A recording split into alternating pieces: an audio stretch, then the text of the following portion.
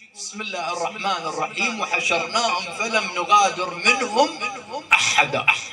في يوم القيامة حتى واحد ما يقدر يغادر عن يوم هذا خلق الله. هذا الجمع كله يجي الإمام الصادق يقول ماكو واحد من هذا الجمع إلا وهو يتمنى، مو دكتور، مو رئيس، مو وزير، مو نائب، يتمنى.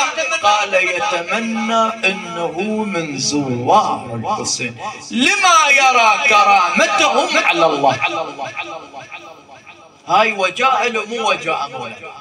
ها اللهم اجعلني عندك وجيها بالحسين في الدنيا والآخرة، اللهم آمين يا رب العالمين. زين شيخنا جزاك الله خير، كيف نحظي على الوجاهة الحسينية؟ كيف؟ بدمعة،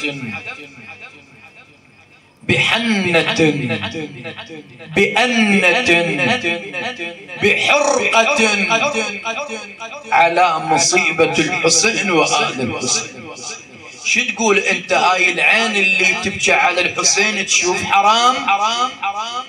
هذا القلب اللي يحترق على الحسين يشيل حقد؟ شو تقول مولاي؟ ما اتصور، لان هذا قلب حسيني، هاي عين حسينية. فاللي يبكي على الحسين واللي محروق قلبه على الحسين هذا فيه كل الخير، فيه كل البركة. هو هذا بحد ذاته هاي وجاء، بحد ذاته مولاي هاي وجاء.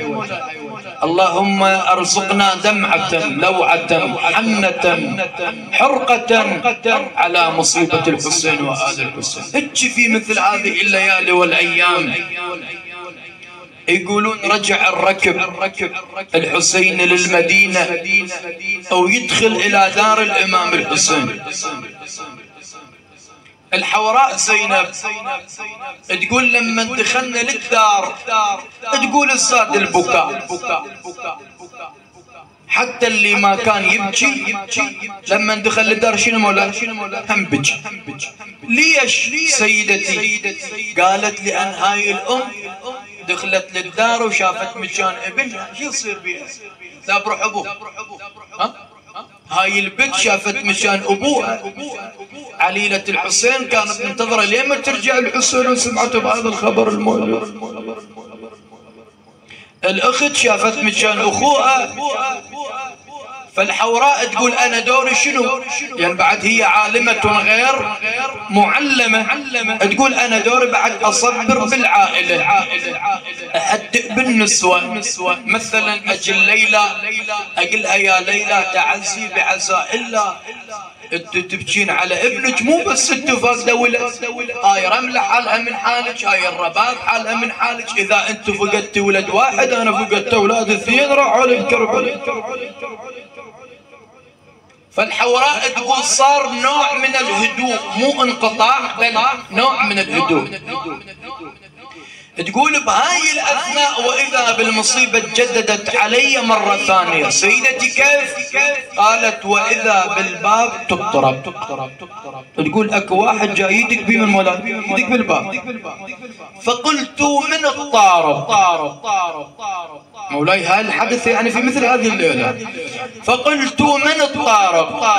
وإذا بصوت قال لي سيدتي مولاتي أنا أعرابي، وأنا كل سنة أجي في هذا اليوم أدق هذا الباب يطلع للحسين ينطيني قسم من العطاء، ينطيني قسم من الأموال، ينطيني قسم من الطعام.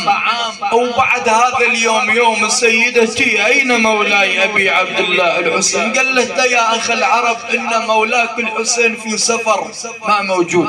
قالها سيدتي راح أبقى يوم يومين بالمدينة، ولما أرجع أدق هذا الباب يطلع للحسين. قالت لا ما يطلع، أريد مولاي أبو فاضل. قالت له ما موجود. علي الأكبر قالت له ما موجود يا أخي العرب. القاسم قالت له ما موجود. عجيب ماذا صنع الدهر في سادتي؟ سوى بهم الوقت، وين وداهم الزمان سيدتي؟ أين مولاي أبي عبد الله الحسين؟